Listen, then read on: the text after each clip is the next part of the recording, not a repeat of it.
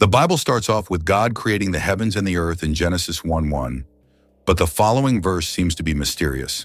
It says, "And the earth was without form and void, and darkness was upon the face of the deep, and the Spirit of God moved upon the face of the waters." To understand the mystery behind this verse, we'll take a look at the Hebrew concept. The original Hebrew words used are tohu, formless, and bohu, void or empty. These terms suggest chaos, desolation, and a lack of order. The earth at this stage was unshaped and uninhabitable. Darkness symbolizes the absence of light, which is both physical and metaphorical. Darkness often represents mystery, the unknown, or even spiritual obscurity in biblical contexts. The deep refers to the primordial waters, a chaotic abyss that was a common motif in ancient Near Eastern creation narratives.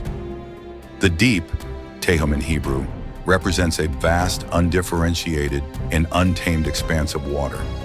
Spirit of God, the Hebrew word ruach, can mean spirit, wind, or breath.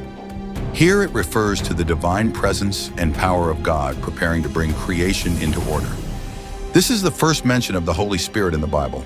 Move, the Hebrew word rachaf, conveys the idea of hovering, brooding, or fluttering, much like a bird caring for its nest. This imagery implies an active, intentional presence of God over creation.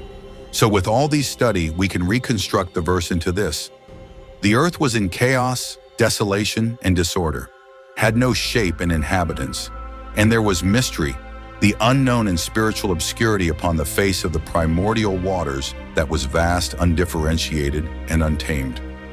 The divine presence and power of God was hovering, brooding, and fluttering, like a caring bird over the primordial waters. Now it has more meaning and depth. There are words that seems to draw my attention. These words are primordial waters, because my previous documentary talks about the gods of the top ancient civilizations. These civilizations are Greek, Norse, and Egypt. The gods of these civilizations all had origins which unclosed will sound bizarre. Greek mythology begins with chaos, a formless void from which the primordial deities emerged. Chaos gave rise to Gaia, Earth, Tartarus, the abyss, Eros, love, and other primordial forces. Norse mythology begins with Ginnungagap, a yawning void between the fiery realm of Muspelheim and the icy realm of Niflheim. When the two realms met, the melting ice gave birth to Ymir, the first giant.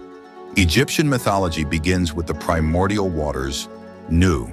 From Nu, Adam, or Ra, emerged, often depicted as a self-created deity.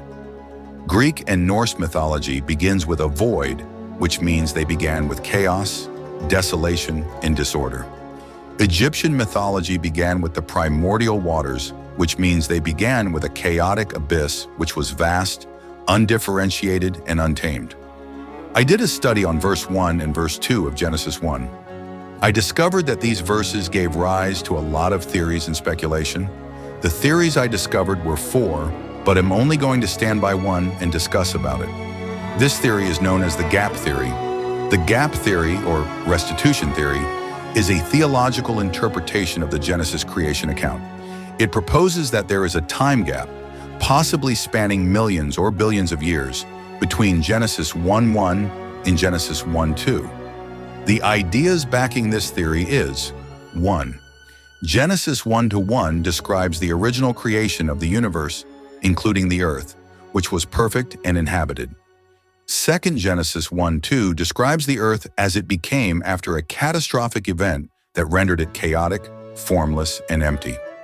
The theory suggests that this destruction occurred due to the rebellion, which can be explained in Isaiah 14:12-15 and Ezekiel 28:12-19. God created the universe and the earth in a perfect state.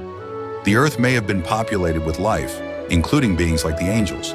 A catastrophic event, often linked to a rebellion, led to the earth becoming without form and void, tohu wabohu. Darkness covered the earth and it was submerged in water.